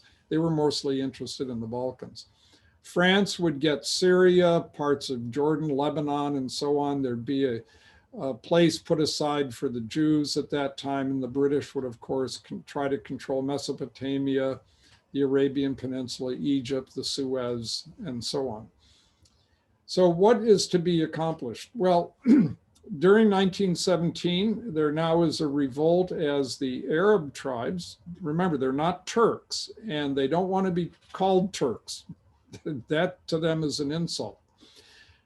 They want their own territory, and they're supported by the British in particular. And you've heard of T.E. Lawrence, Lawrence of Arabia, who was sent as a military specialist to encourage them to rise and revolt.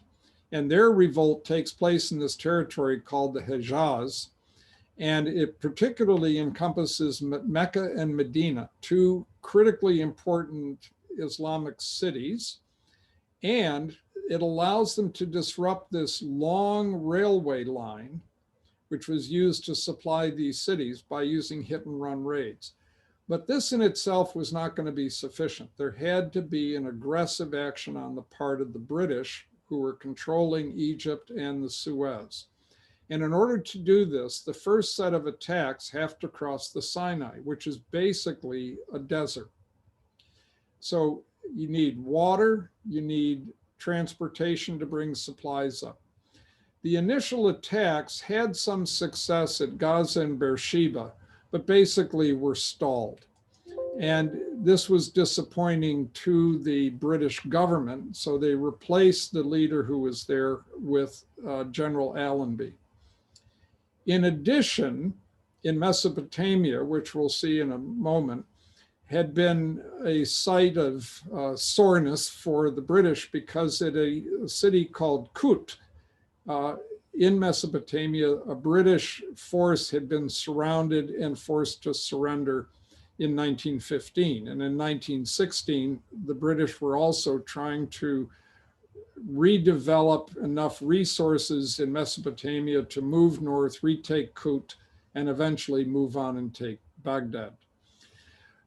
This is just an interesting picture of how the Arab tribes, because they were tribes at this point, they weren't nations, were getting into the fight. And the camels were a primary way of using cavalry and mobility in the area.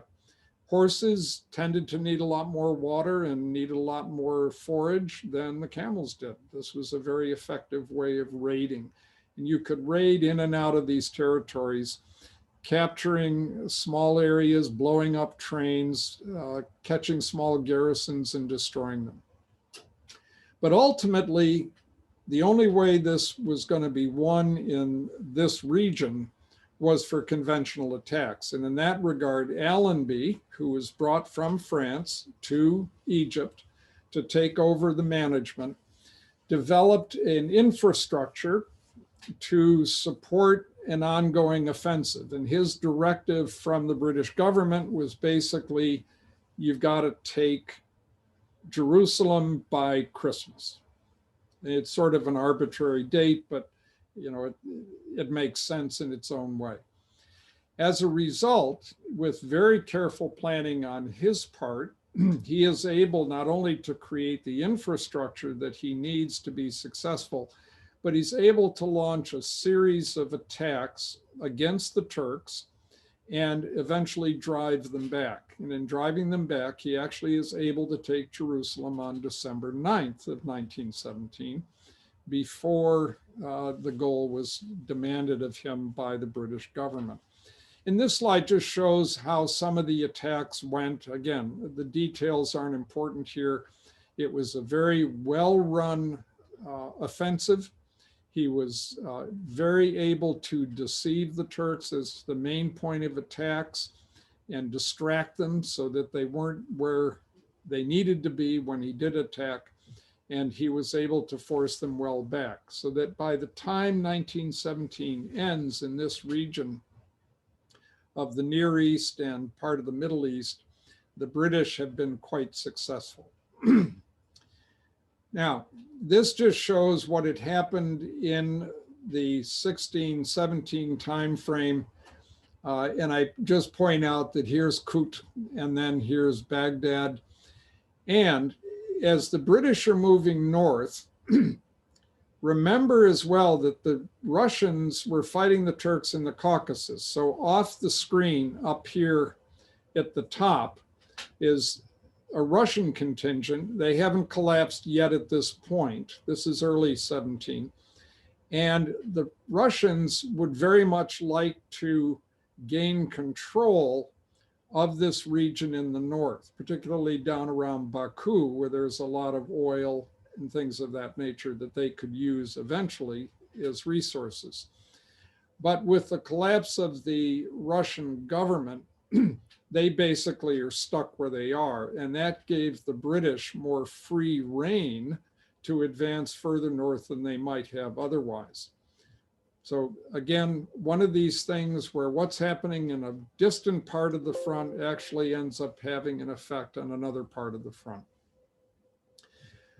This is the Caucasus region that I've talked about. The fighting here was intense, difficult, brutal in many ways, but accomplished very little for either side.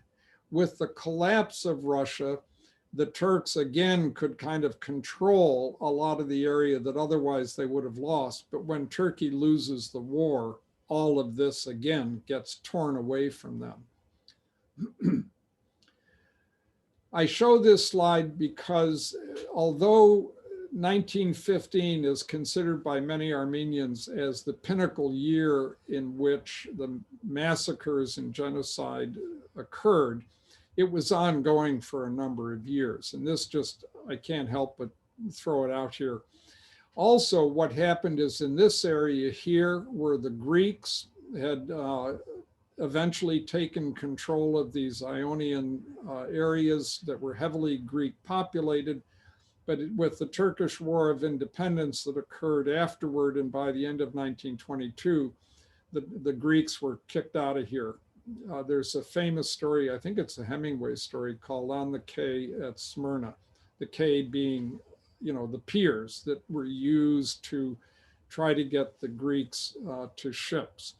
In addition, what had occurred was in the area of Thrace, here was a exchange of population that occurred between the Greeks and the Turks, where the Greeks were kicked out and the Turks brought in, that is, kicked out from the area around Constantinople. And this was an exchange of population, as it was euphemistically called. Allegedly, it was to be organized and coordinated, but it devolved very quickly into a real mess with a lot of people dying as a result of poor management. The final area of particular concern during 1917 was this area of Salonika down here. The war had interesting implications for Greece. Greece tried to stay neutral, and yet there were Allied troops that were occupying part of the country. And this again led to some great instability in the Greek government, eventually leading to Greece joining the Allied powers against the Austro-Hungarians and the Bulgarians, for whom there was no love lost there. So the point that I try to make note of here is that there were almost 600,000 troops settled in this area of Salonika, but they were accomplishing very, very little through most of 1917. In fact, the Germans had basically said that this was a great prisoner of war camp because it was self-sustaining, and it posed little threat to them at this particular time. Once things changed in 1918, that completely transformed things. But again, if you think about it from the standpoint of you living at this period of time, and you have this huge force that's sitting in what is actually neutral territory for a time, you've actually taken this part of Greece for yourself in spite of what the government wants, and you're accomplishing nothing. In fact, of those 600,000, the vast majority were actually sick. So it was an interesting element of just how inefficient certain things were during this war. I'll spend the last couple of minutes just quickly going through the war at sea, because we did talk about unrestricted submarine warfare, and I do want to save a couple of minutes at the end for those who wish.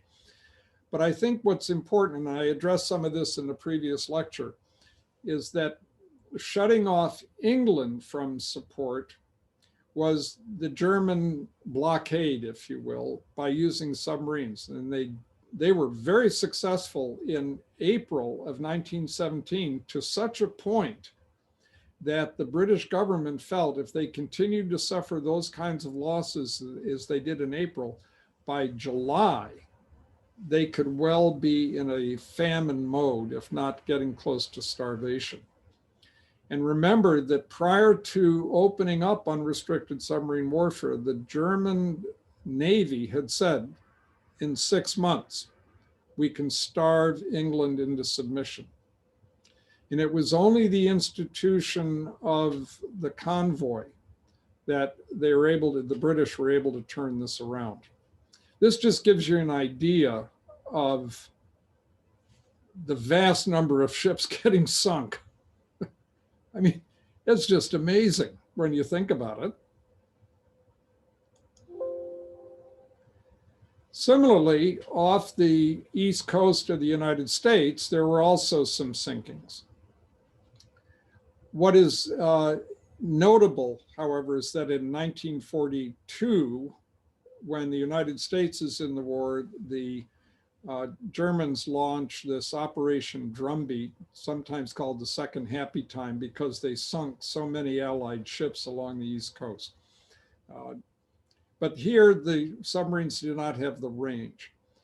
Now, the other part of this is to show the strength of U-boat in all of the areas. And notice how here in 15 and then 16, but then look at this escalation. How many you're looking at there? 120 boats out there. This shows that the Mediterranean was also a site of great fighting at sea. Again, a lot of merchant ships getting sunk. Okay, but over time, you see the monthly rates of U-boats, okay, losses, and it begins to escalate considerably as we get into 1917, but then in 1918, as more and more systems are developed. And this shows what the convoy system was like. And for those of you who are interested, This is what a convoy looked like with escorts out there to try to fend off submarines. It became very, very successful in its application. The shipping losses here, again, just very quickly, if you look here by submarine, okay, millions, 6 million tons shipping. It's just amazing to keep those numbers in mind and sort of figure out what it means in terms of construct and the rest of it. Again, this shows a slide comparison of the losses that are occurring, gross tonnage, number of merchant ships leaving. But notice that the number of ships that are going up in transit while the losses are beginning to fall off is extraordinary. And here was, of course, the April month losses that are huge. How much did the United States contribute to the shipping? Not a lot. Unlike World War II, we actually didn't do much of anything in any way. We just sent a lot of people over. And I mention this because I just want to show here that overseas imports to Holland. Why Holland? Because that was a transit location for Germany as well. If you could get ships into Holland, into the Netherlands, then many times that stuff could be sent over to Germany. But look here, 1915, okay, down to 4,000 tons. Cereals, 860,000 to 82,000. Fresh fruit, down to nothing. And it shows here about intercepting neutral and allied ships, fewer than 80 evasions. Look at all the ships that are intercepted. So it gives you an idea of the effectiveness of the British blockade. It shows how German imports suffered over time. Meat goes from 120,000 to 8,000 and so on and so forth. It's just impressive to look at these numbers without worrying about whether you're going to remember them or not, but to get an idea of the power that was exerted by this blockade that the British imposed. Critical loss of foodstuffs. We talked about this briefly. I showed some of this in an earlier slide, the food riots that occurred and so on. And then finally, what about the war in the air? Again, technological developments were extraordinary. Look at this. Back in 1916-17, a ceiling of 22,000 feet. All right, now that's not quite as high as Mount Everest, but that's up there. A range of 3,800 miles. It's really impressive for considering that airplane technology was, what, 10, 12 years old at the time? What was key was that now it was used strategically. I had mentioned in the last lecture about total war and how everything became a target. And here was an example of German Zeppelin raids that took place in order to try to force British morale down further into the toilet and have them resist or seek an armistice. Early airplanes look pretty flimsy, not like they can do very much, but within a short period of time, you have this extraordinary capacity that has suddenly emerged.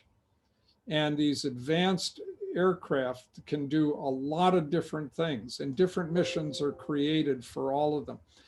I show this only for the following reason, that if you look at the speed and endurance of fighters as you move down to the later parts of the year, what this is really showing you is that they're getting faster and faster as you move down, and more of them have endurance. Again, within a short period of time, the technology is extraordinary. And they were even developing seaplanes, and there were some limited activities of flying off ships. Bombers were being created, and the bombers were being used strategically. So the Zeppelins were one, but these were being used to bomb cities on the continent. And they had remarkable capacity given the level of technology at the time. It's really pretty amazing. And the other part of it is just to look at the extraordinary production that took place. Okay. What we see is France had 4,500 aircraft in 1918. Okay. Look at the loss. 58,000. When you think about that, to have at the end of the war 4,500 aircraft after these losses that take place throughout the war is really an incredible achievement. Okay, so that kind of takes us to 1918. I know that the focus has been heavy on the military aspects and some of the details of that, but I think you'll see the relationship to what happens in 1918. Thank you for your attention, and certainly will answer any questions.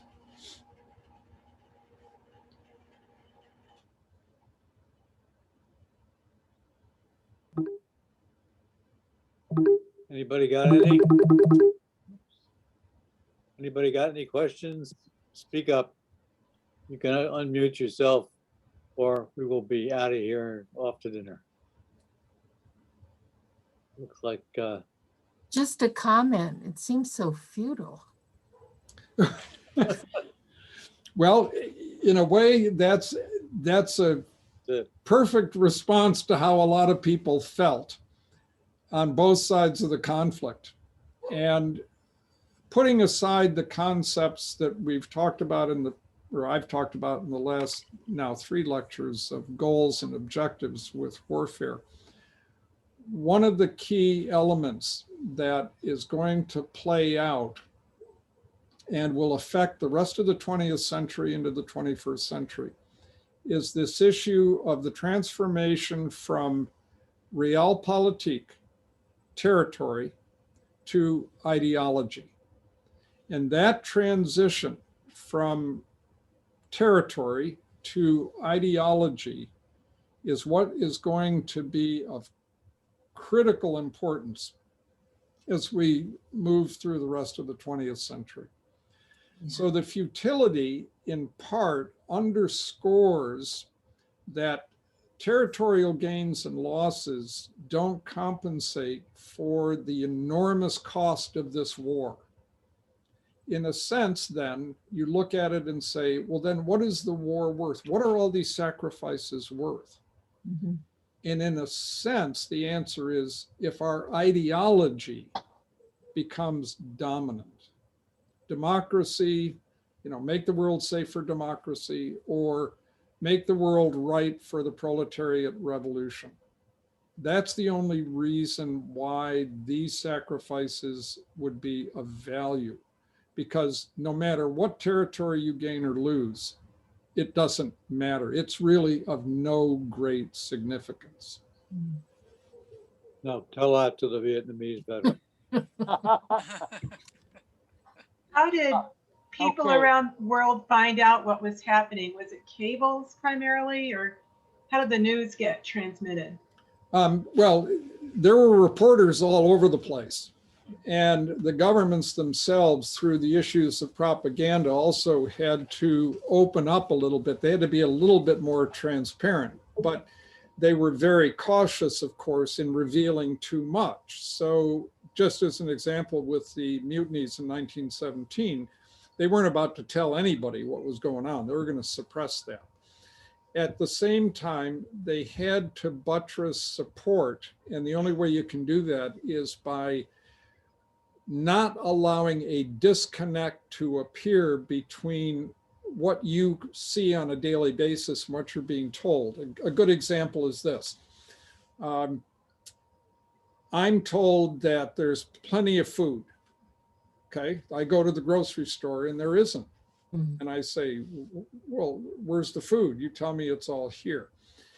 The transformation that takes place then is, especially in an ideological based system, is to say, no, we lack food, but that's because these people are stealing the food from you.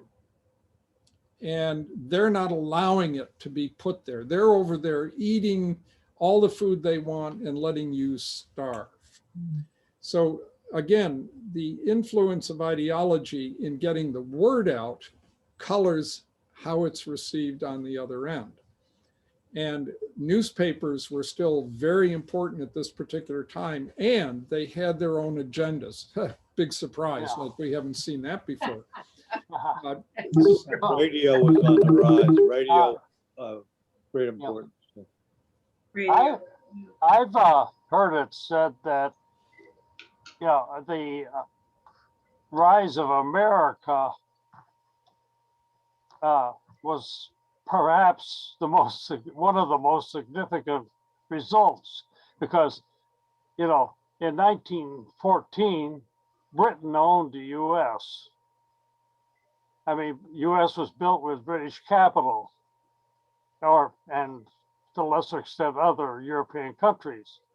They had to sell all those American assets to pay off their war loans. And that money was owed to U.S. banks. So the U.S. banks ended up owning the U.S. As you comment on that. Yes, I think that you've hit on another important part, and that is that from the standpoint of unrestricted submarine warfare, the German, and it fits into what you're talking about. The idea is that if you're damaging British shipping to the point where they don't have the funds to rebuild, then you've really undermined them. It's more than just losing the shipping. But the other part was that the United States, as a result of what you just outlined, was able to create loans to the British and allow them to have the money to create more ships. Remember, I showed the slide that showed the Americans really built very few ships in terms of any importance to the actual conduct of the war. The other part that protected the United States, and this is somewhat perverse, but I think it fits. We could lose a lot of men, but it didn't undermine our economy. Unlike what was happening in a lot of the European countries that were involved in this conflict, losing people also severely damaged their economies, just in terms of production. Whereas we were protected from that kind of an effect. So in a sense, because we only lost people, and by comparison, a relatively small amount compared to the numbers involved, we came out very strong. Now, American policies after the war changed a lot of that, as we'll get into a little bit when we finish up the last lecture. But I think your particular point about the economic elements is really an excellent one, because it underpins your ability to conduct a war. But the social class changes and the general social changes across Europe were also hobbling to the Western world for a long time, for years. I mean, especially in England, real loss of a sense of hierarchy. Right. These people led us into this slaughter, and we're not going to let it happen again, kind of thing. Yeah. Plus Germany, plus France, they all went through terrible upheavals. If you guys want to stay on and chat with the doctor, it's up to him, because he's now in charge. I'm leaving. Go I eat have to dinner, go. even though you've been watching me eat my pre-dinner for Yeah. 2 hours. Well, Thank you very much. Thank you. It was a great Thank program. you. I appreciate your tolerance. Thank you very much. It was great. It is. Thank you. Look forward to seeing you next Monday. Okay. Okay, Thank you. thank you. You bet. I've stopped recording. Okay. as of Okay. Okay.